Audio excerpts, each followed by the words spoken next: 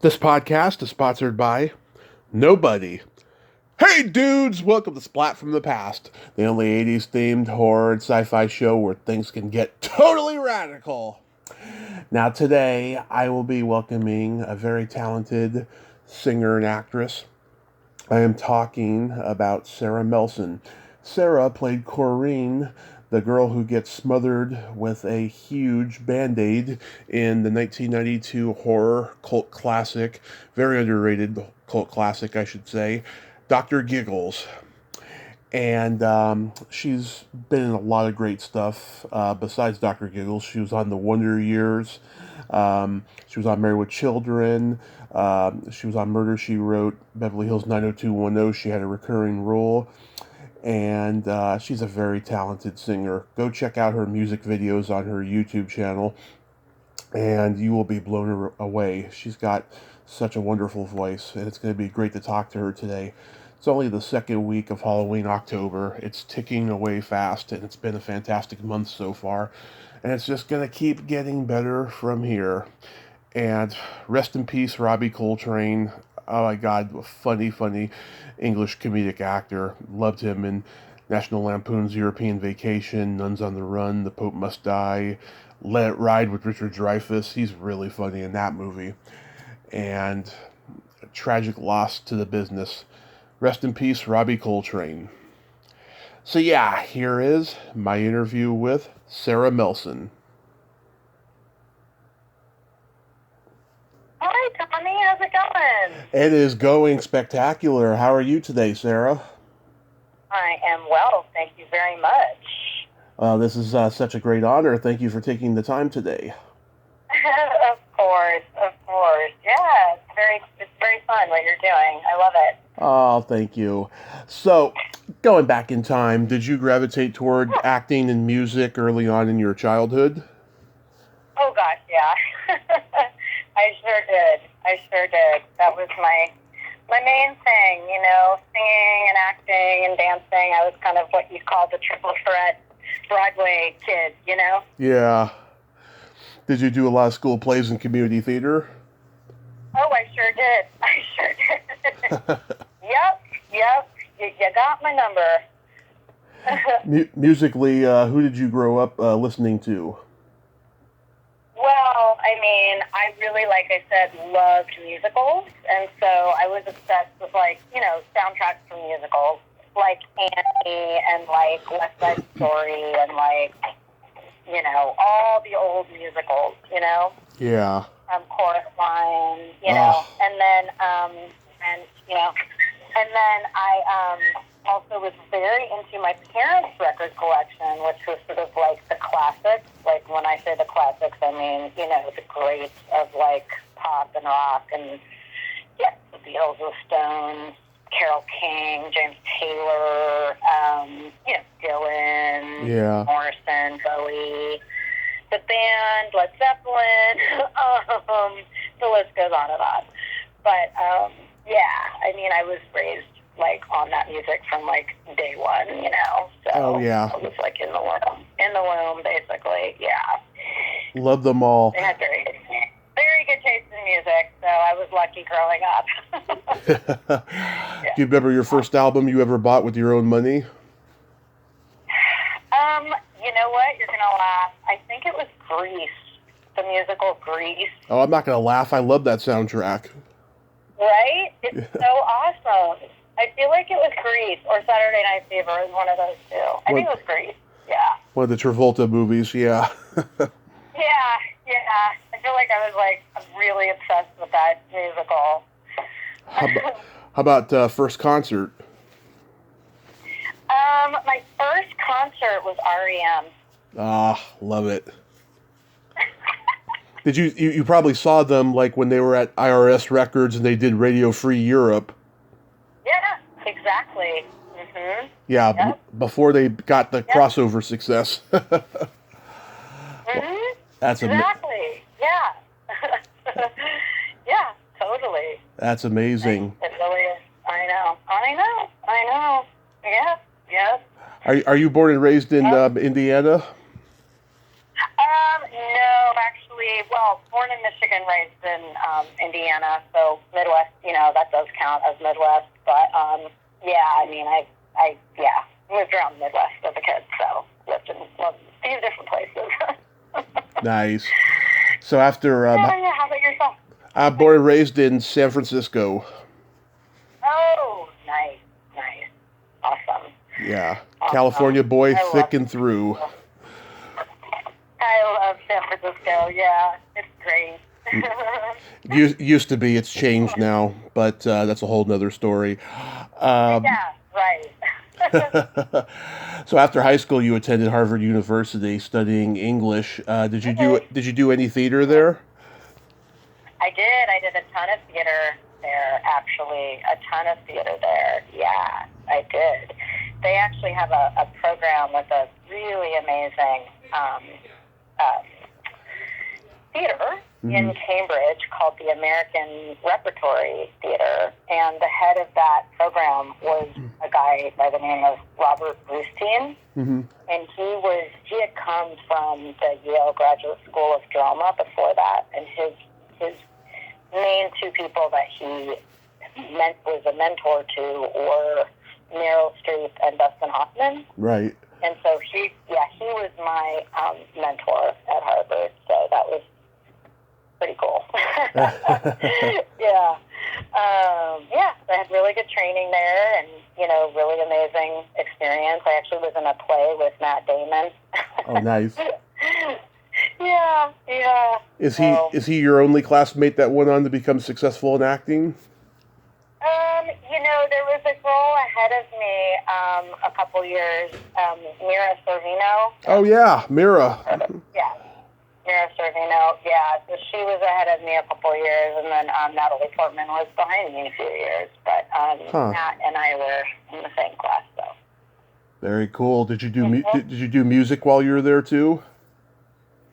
I did music, but just like myself, you know what I mean? Like, yeah. I didn't major in music or anything like that. I just basically, just did music because I always do it. So, yeah, but So I've always been an artistic kid, for sure. Did you feel accepted at Harvard, or did you feel like this ain't my vibe? I would say the latter. I didn't really feel like I fit in very much because I came from a working class, public school background. Yeah. So I was definitely not the rich kid at Harvard cliche. Mm-hmm. In fact, quite the opposite. I actually had several jobs, one of which was working in the cafeteria, the other of which was working in the library, and then the third job I had was I was a cocktail waitress at a bar in Cambridge at night. So I was holding down a bunch of different jobs, but I just didn't really. I don't know. It's kind of hard to relate to people who have probably never had to work a day in their life and never will. So it's just very strange. Yeah, I mean, you don't strike me as an Ivy League kind of a person. You seem more like a nonconformist who does your own thing, and I mean that as a compliment. Yeah, thank you. I know. So I still don't fit in with sort of the it's weird. I kind of joke that I went there, but I feel like I'm not using the degree in any way, shape, or form. Mm-hmm. I mean, it's the people that I went to school with are literally running the world, and I'm basically still struggling to rub two dimes together as an artist. So it's kind of ironic, but I can't not be myself, and to be honest with you, I knew from day one that this is what I wanted to do, so it's questionable that I even needed to go to college, let alone Harvard. I mean, I really didn't need to go, and I actually had a big argument with my parents about it, and I was like, I really don't need to go to school. I know what I want to do. I might as well just go out to Hollywood and start acting, or go to New York, one of the two, and this is me at 15 years old. I already knew, you know what I mean? Yeah. I was I don't need to apply to colleges because this is what I'm going to be doing. So why would I waste the time? The earlier you start, the better, because it's such a youth-obsessed industry, obviously, Yeah. And so that time matters, you know what I mean? And they actually just wouldn't hear any of it. They were just like, yeah, no, you're going to school. Like, because they're college professors. So they've never, it's like unheard of. Do you know what I mean? Like, and we're Jewish, so it's like the whole education thing. It's like if you don't do that, you're like a lesser than. You know what I mean? So right. like they were like, no, you're definitely going. So I was like, well, you have to go to college, I might as well go there. You know? Mm-hmm. But I mean, it was, and I'm not complaining. It was great. Like I got a great education, but like obviously it put me into a lot of debt, and it was. You know, it was great though. I mean, I don't regret going, and I love the people. You know, the people that I did become friends with and met there are really salt of the earth, and they're great. Right. So it was a great experience, and it was wonderful, and I did learn a lot. But I didn't. I guess the bottom line is I'm not really like utilizing the degree in the way that you would think. You know what I mean? Yeah. I don't know. So was Dr. Giggles the standard audition for you? Oh, yeah, no, that was actually, and this is kind of funny, this was my very first audition that I ever went on. Mm-hmm. It was my very first audition in Hollywood, so I got the part. Yeah, and it's funny because they sent me in for the Holly Marie Combs, the lead part, and then they actually ended up reading me for the bad girl. So, yeah, but Karen Ray was the casting director on that. So, yeah, the very first thing I ever went on. Were you a horror fan?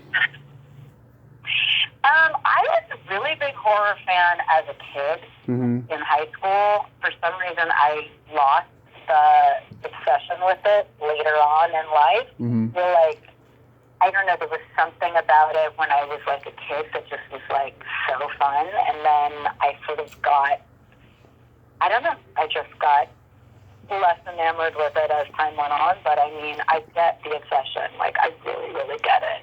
I really get it. You know, and I love that, you know, Dr. Giggles has really, maintained sort of a, cult following. Yeah, I mean, I've been watching it since I was 10 when it first hit Showtime. I love it. You know, it's a very underrated movie, I think. What did you relate most about Coreen? It's really awful to say this because I feel like I've really outgrown this since then, but she was all a game to her, you know? Yeah. She didn't care. I mean, that's the thing about her, is she was so set on like, okay, I want him. I don't care what's standing in my way, you know? Mm-hmm. And it was like this like self-confidence bordering on just a lack of empathy, you know? Yeah. But that's what the character was. So I had to kind of find that and play that, you know? And, she's a horrible person, obviously, to like, basically she's stealing someone's boyfriend. Yeah. Not really a great picture. So not someone you'd want to be friends with, but kind of a fun character to play, you know? Yeah. Kind of a hoot, really. Just to play someone that clueless, I don't know. Was there any talk beforehand about your demise, with the big bandage? Oh, yeah, of course. Well, I had read the script, of course, Yeah. And, of course, everyone with the bad karma had to get their due, clearly, Of course. So, understandable why she had to go. She had to go. That was just in the cards, Yeah.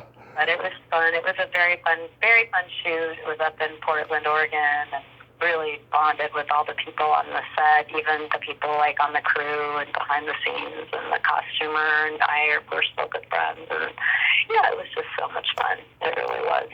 Yeah, what was Larry Drake like to work with? Well, Larry, he was great. Mm-hmm. Great. Such a sweet, super sweet guy. Like, so funny because, obviously, like, totally different than the role. Yeah. But that's acting. So, yeah. Yeah, he had to have modeled that laugh after Richard Widmark in Kiss of Death because it's so similar. Yeah. Okay. You're probably right. That's interesting to pick up on that. Yeah, Yeah. he was such a great actor. You know, everyone knows him as that mentally Yeah. impaired guy on L.A. Law, which he won an Emmy I know. for.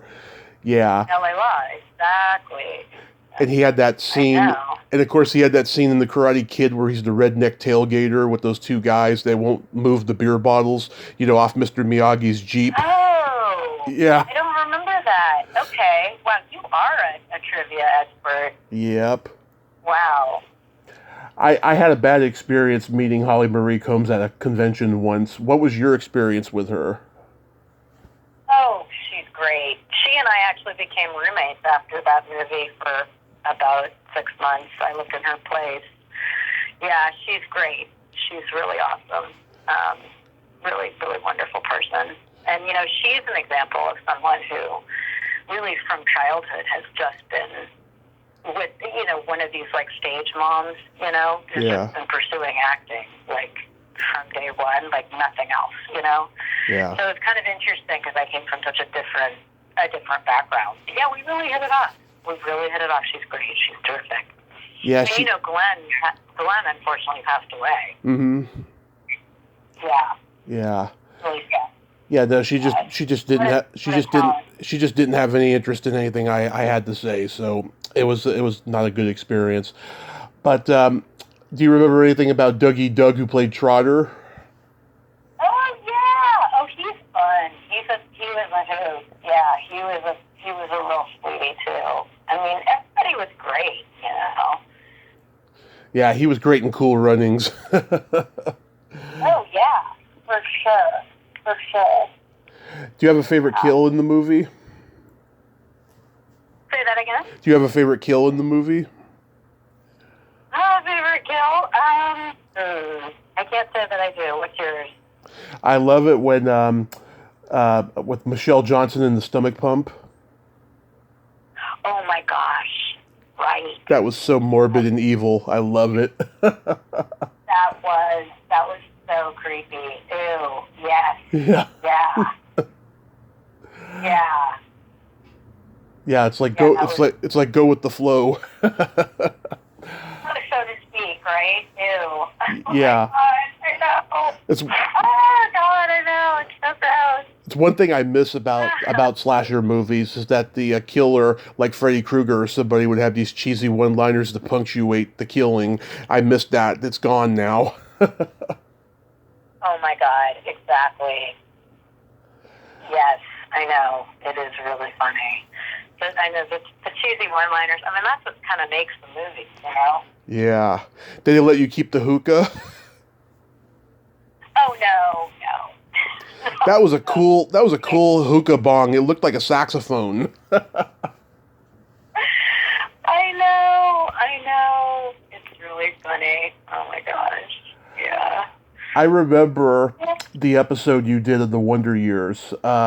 I remember it so well because Paul Gleason, who played Principal Vernon in The Breakfast Club, is trying to fuck Mrs. Arnold throughout the entire episode at that wedding until Jack puts his foot down. Oh my God, how was working on that episode? It was great.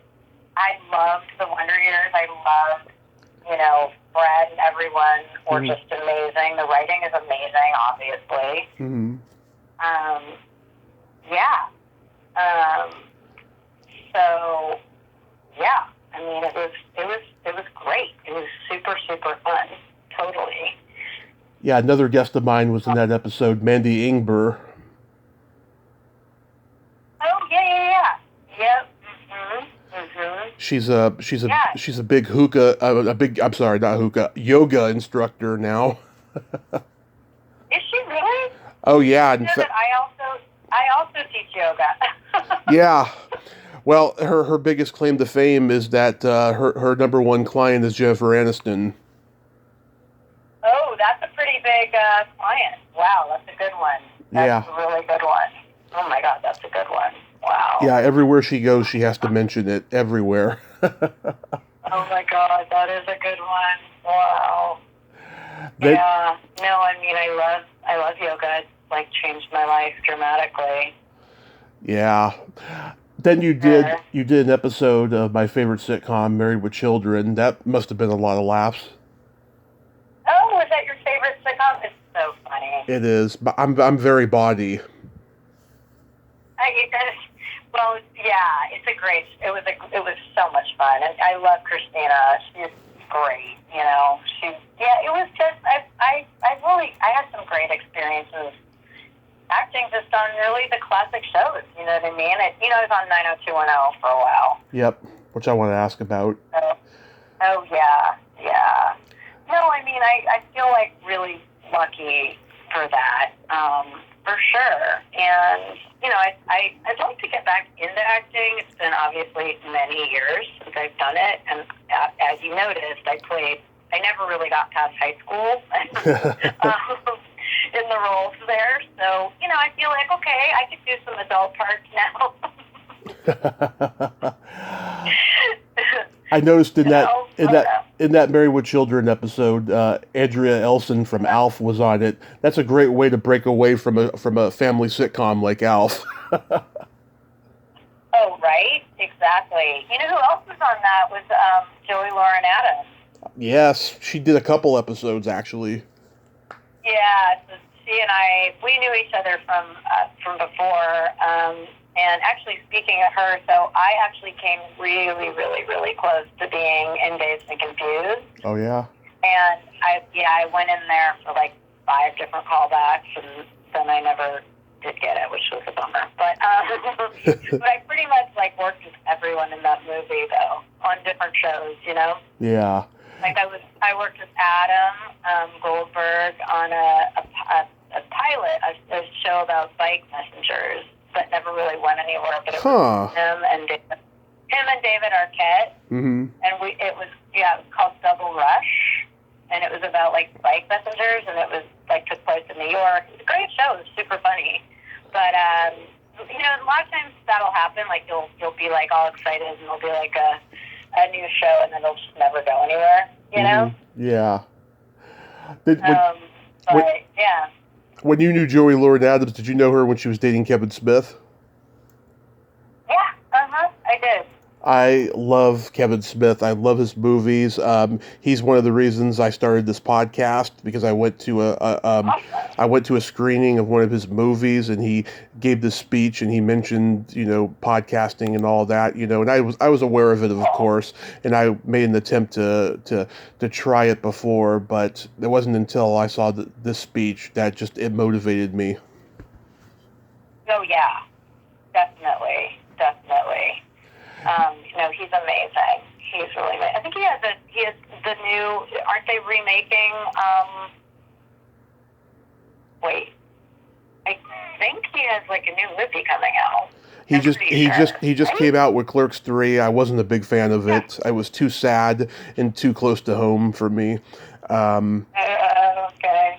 Yeah, he's going through a mature phase right now, but hopefully it'll swing back around. That's so funny. Oh my god. Oh my god. You were the girl on Bike in Harold Becker's Malice. How was that? Oh, yeah, it was amazing.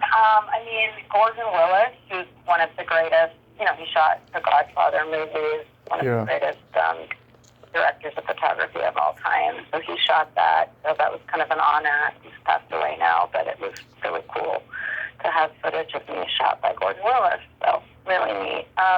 And then Harold Becker was the director, so that was a big honor. And I met Alec Baldwin and Nicole Kidman and obviously Bill Pullman. And we had a great time. It was amazing.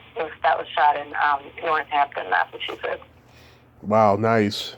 Yeah, gorgeous, beautiful place. Yeah, it's super, super fun. How about great experiences over the years, Yeah. How about Roseanne, an unauthorized biography? Oh, that was a cool role. Really cool role. It really was. So I got to play. It was obviously kind of an act based on obviously real people, and I played Roseanne's younger sister, who had been sexually abused by their father, and it was just this very meaty, dramatic role that I wasn't used to. I did so much comedy. I really did a lot of comedy, so like to be given like a really meaty, you know, a role where I get to like scream and cry, and it was just really great, super fun. And yeah, it was really good. It was really good for sure. For that, I really enjoyed that. David Graff, who played Tom Arnold, his wife Kathy is a friend of mine, and she comes on the show at least once a year now, and Cool. she is awesome. Yeah. Did you meet the real Roseanne? No, I never have. Yeah. I heard that might be a good thing. Oh yeah. We recently lost Angela Lansbury. What was it like working with her on Murder, She Wrote? Oh, it was great. It was really, really good. That was another actually dramatic part that I, you know, again, like, you know, getting to do both comedy and drama is, for an actor, is like really fun to be able to like do both, you know, because sometimes you get pigeonholed into like one or the other. And I felt like I was getting kind of pigeonholed into like sitcoms, which isn't a bad thing, but just to get that occasionally, like, just to occasionally be cast in the dramas was really fun. Because I do, you know, obviously I've been trained in drama too. And I feel like any great actor to speak of really has to be able to do both, right? So any great actor you can name can do both, you know what I mean? Exactly. But yeah, no, I mean, Angela Lansbury, what a class act. Wow. So gracious, so lovely, such a wonderful, generous actor, such a great person to work with, so sweet, so down to earth, so authentic, so wonderful. And of course that show is just, I love that show. That show is such a like, you know, little comfy, like, guilty pleasure show, you know? Yeah. She was very loyal. She was very loyal to like her old Hollywood stars, and she would put them on the show. You know, every week there was like, you know, at least 6 guest stars you would recognize. Oh, I know. Yeah. Like in this episode, Cyril O'Reilly from Porky's was in it. David Doggan Stiers from MASH, and Andy Robinson, who was the uncle in Hellraiser, and of course the Scorpio Killer in Dirty Harry. Oh, okay. That's a great. Okay, wow. That's Gosh, you do know a lot, don't you? Yep. Really know a lot. I've been known to piss. Jeopardy? Have you ever done Jeopardy? I get asked that all the time. I have applied for a lot of those trivia game shows, and for whatever reason, they never get back to me. Never. Huh. God, you'd be great, right? Oh yeah, I would win frickin' millions of dollars, I think. Yeah, you should keep applying. I will. Yeah, definitely. You had a recurring role on Beverly Hills 90210, as we said before. So was that a good experience overall? Oh, yeah. It was great. It was really great. I mean, I played one of the first ever lesbians, I think, on television, which is saying a lot, considering how far we've come. That was 1994. Yeah. So what is that? I mean, in like almost 30 years. So, I mean, yeah, like, gosh, we've come pretty far, haven't we? Yep. Yeah. So I think and in fact, there was a kiss with Kelly in the original script that Fox took out because Aaron Spelling and Fox were like, yeah, it's too radical. We can't have that in there. So they took it out. Interesting. Yeah. But, and of course they had it to where, you know, Kelly kind of mildly entertained the idea of maybe she was going to consider, and then of course she, you know, had to break it to my character, Allison, that like she was, you know, she was not gay, you know. Of course I was like bummed out because I had a crush on her, you know. So, you know, they kind of got away with like having a lesbian subplot, but then also not really like following through on it, right? But yeah, it was super fun, and you know, Jenny was great, and you know, we really hit it off, and I don't know, it was just a ton for sure. Everyone was super nice. Yeah, did you know that? Go ahead.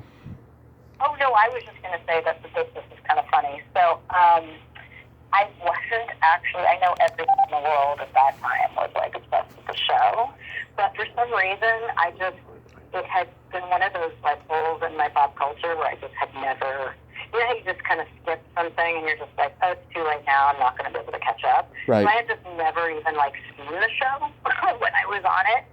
And so I actually didn't really, I mean, of course, it was impossible not to be aware of who they were because they were plastered in front of, all of them were on the cover of every magazine when you went into the supermarket checkout line. So I knew who they were.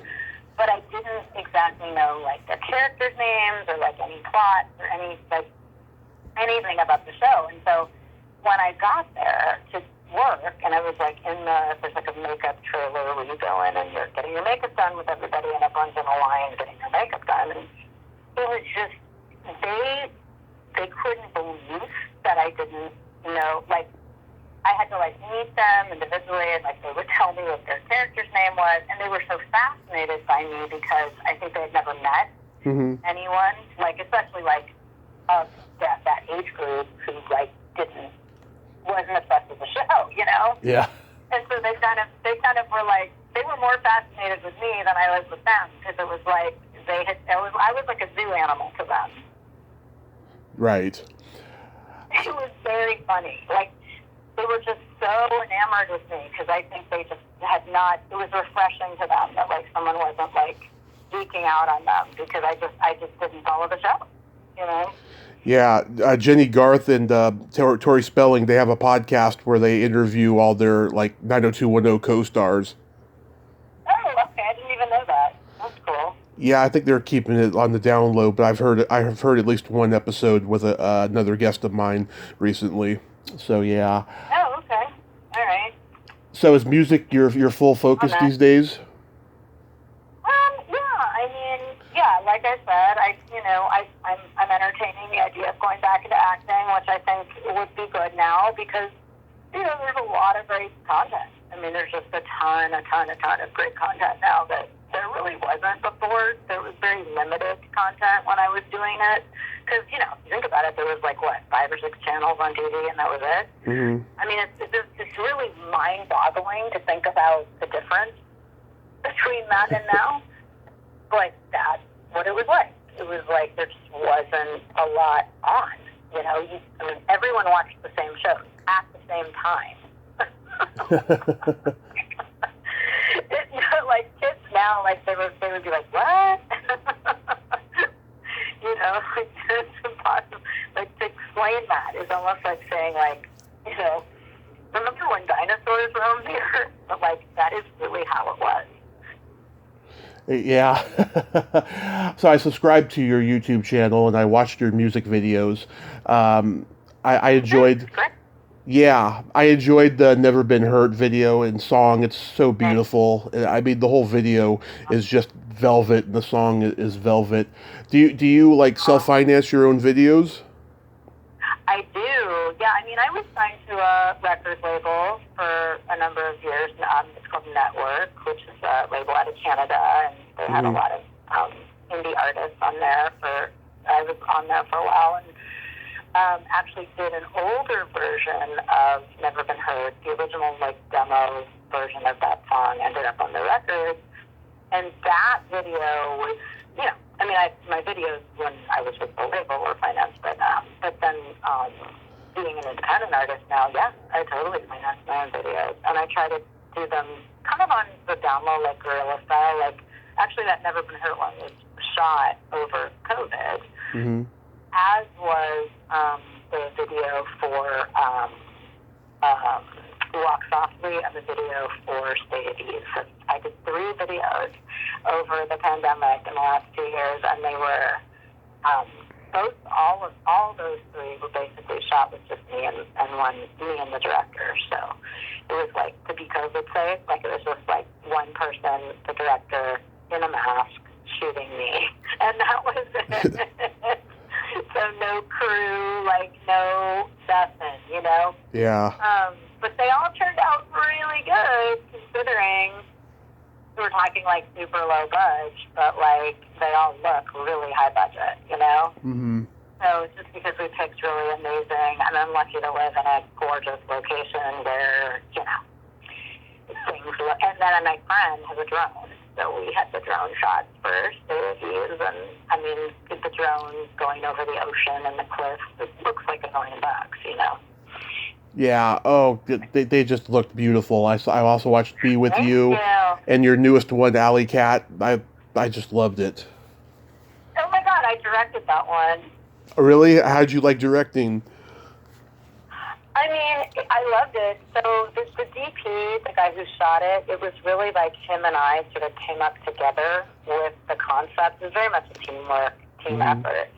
And then, of course, the way he shot it and lit it is like half of it, you know? It's just so creative. Like, I love what he did with it. But basically, I had this idea of like, just like this alley cat, like finding his way through the city and then eventually like coming back to me. And it's kind of an allegory or like a metaphor for like a relationship. So, but I love it. So I hope people find the song because and my social media skills are just terrible. And I don't know if it's like a generational thing or if it's just the fact that I get bored with it and I just can't stand being on the phone all day. But I'm just not super active on social media. And so, that's like 80% or 90% of like the game of being an artist these days, which is, I really find it unfortunate, to be honest with you, because it's like I would rather be like making the art and like writing the songs and playing the music, but no, you're expected to be on like 5 different platforms like for 24 hours a day. It's exhausting. So, but that being said, I really do need people to like follow me, subscribe, blah, blah, blah, because if you don't, the algorithms of these platforms do not send other people the music. And so that is how things become heard, it's numbers, right? Mm-hmm. So it's like, okay, there's a conundrum. How do I get these numbers up while at the same time like living my life the way I want to live it? And I'm not sure there's an answer to that. I'm just not sure there is. How do you get inspiration for songs? I mean, I tend to get inspired by relationships I'm in, just to kind of work through, like process the relationship in my mind, and sort of that helps me process it. But if it's not about, like, half the time, I don't even write about relationships, I'll write about, like, life. And I know that sounds kind of general, but just, like, existential, like, lessons about life. Like, things like death, life, like the moment, like being in the present, like gratitude, being mindful, just lessons, that I need to learn myself, like patience, understanding, empathy, like things like that, like those large life concepts really fascinate me. And so I would say that I try to have like a spiritual leaning with my message. So even if the song is like kind of sad or melancholy, I think at the end generally there's some kind of like uplifting message, And I'm trying to write happier songs lately, so I'm trying, Yeah. It doesn't always work out that way, but. How long have you been doing yoga for? Oh, I've been doing yoga since before it was popular. So, that really dates me, but, hey, at this point. Yeah, no, I was an early adopter. I was doing yoga when there was, like, one yoga place on the west side of L.A. where I used to live, and there was one on the east side. Right. So that was it. And the place on the west side that I used to go to was the original Yoga Works in Santa Monica, and there were like 10 people in the class, and I'll tell you who was in the class. So it was me, Dennis Quaid. Oh, wow. Meg Ryan, Allie McGraw. Oh, wow. And that was it, and then like 4 other people. And the teacher's name was Eric Schiffman. And I just went there like every day. Dennis Quaid used to stand in front of me and he'd go to down dog, and like I remember one time he farted in my face like really loud. Was it stinky? And we were like laughing hysterically. Yeah. So Yeah. I was like I'm an OG yoga person. So I've been doing yoga for a really long time, more than half my life actually at this point now. So Awesome. Do you have anything upcoming yeah. you'd like to mention? Well, you mentioned that Alley Cat just came out with the video, and what's very cool is I did get inducted into the Recording Academy this year, which was quite an honor. So that's the Grammy organization, and they vet you, and then you're in this society, and in which you're once the Grammy process comes around, you can submit your track for consideration for nomination. And then if you make it through round one, then you're nominated. And then of course, if you're nominated, then you either win or you don't. But so I just submitted 2 tracks for that process. One is called Wound Too Tight, and that one came out a couple months ago. And then the remix of that song I also submitted for Best Remix. That remix was released about 3 weeks ago, and that was the original version was a collaboration with one of the Foo Fighters. So the keyboard player from the Foo Fighters produced that song, so it was really cool. So I submitted that one, and then and there's a video for that one that I directed as well. Kind of cool story on that video. So that was during COVID, and I couldn't find anyone to come shoot it. I knew what I want. I knew what I envisioned, and I knew what I wanted. Mm-hmm. I couldn't find anyone to shoot it, and I was like, screw it. So I just turned on the camera and just shot it myself on my iPhone. So that's how that one came about. But yes, I submitted that for the pre-nomination process, and then I submitted a track from a Christmas album that I put out last Christmas. Yeah.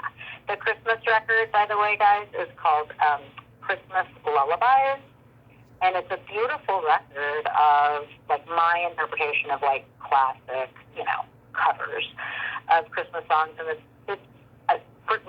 one of my favorite things I've ever done. Mm-hmm. And one of the tracks on there is called What Are You Doing New Year's Eve, which is this beautiful, beautiful old jazz standard from the 1940s. And I did my own version of that, just playing piano and singing, super simple.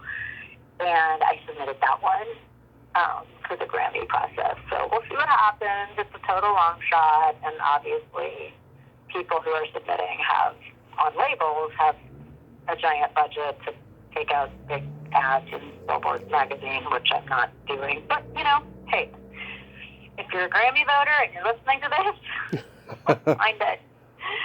So, yeah, so that's very cool.